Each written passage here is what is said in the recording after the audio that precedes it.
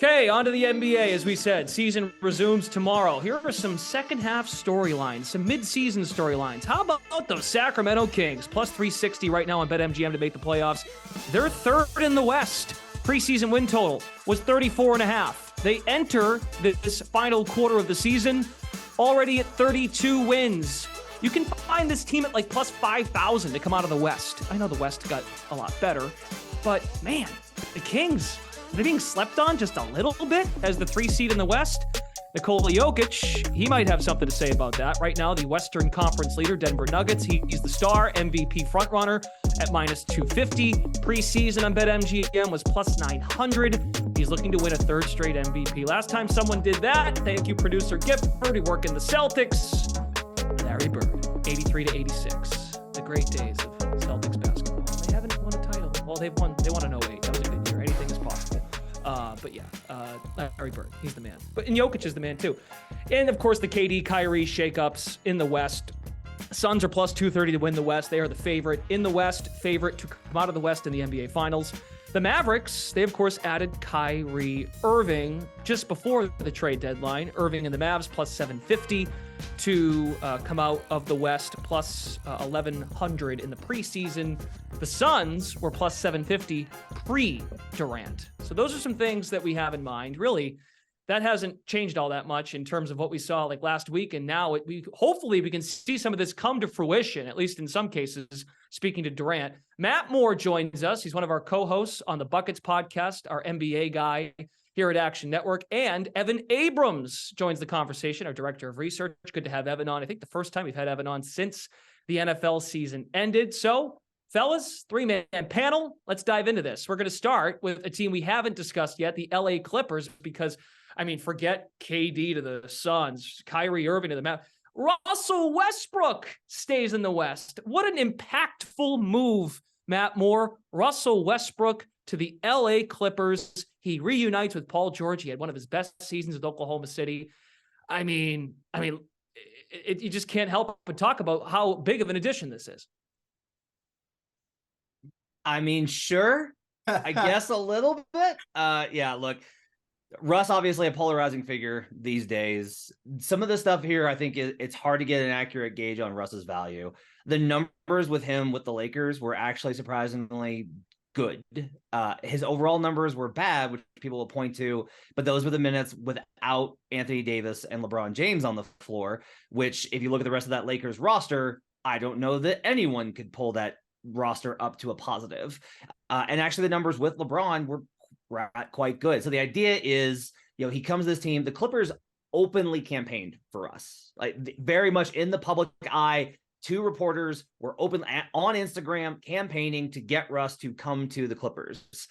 I'm not sure how thrilled the front office was about the idea, but that's what the Stars wanted, and the Stars get their way in the NBA, and especially with the Clippers. What's interesting is that this isn't necessarily a great basketball fit. What the Clippers need is a point guard that can set the table and then move off ball and maintain spacing. That's the opposite of what Westbrook does. He needs the ball in his hands. He struggles with shooting. It's going to be like a complicated dynamic to try and get that to work. This is kind of difficult. Moreover, I think is the problem that just really his teams haven't won at a significant rate. Since leaving the Thunder, teams are 48% against the spread when Westbrook plays, and that gets worse if you take out the year with the Wizards at 56%. So I don't think that there's any reason the market kind of reflects this. There's no reason to upgrade the Clippers because they added Russell Westbrook. Some books actually went so far as to downgrade them. That's a bit far. This team's still real good. Russ isn't a negative. I'm just not sure that he's a positive at this point. We discussed, and I'll get to Evan here in a second because he's got some notes on Westbrook since he left the Oklahoma City Thunder. But Matt, there was a report in The Athletic yesterday or the day before. It seems like that he might start for this team. He might start for the Clippers as opposed to coming off the bench, which I think won over some Westbrook fans and folks that, again, it was with LeBron, but we don't need to go through that whole that backstory and that timeline. But could you be won over if Westbrook eventually did come off the bench? What's the impact of him starting? I think that the only way that he comes here is if he's given a starting spot. I think that was probably part of the conversations between Westbrook's camp, the Clippers and the Bulls, which are the other team that he was heavily involved in conversations for. I don't think he liked coming off the bench in LA. I thought he felt it was beneath him. And it's hard to blame a guy that won an MVP for feeling like that. So players are very slow to adjust to that role. The Clippers have wanted an upgrade at point guard. Kawhi Leonard has specifically told the front office, according to people I've talked to, that he's wanted an upgrade at point guard. I don't know that Russ is the guy that he wanted. I reported he wanted Fred VanVleet or Kyle Lowry. Both the asking prices on those two guys were too high, which is why they got Eric Gordon. Evan Abrams, weigh in on the Westbrook move.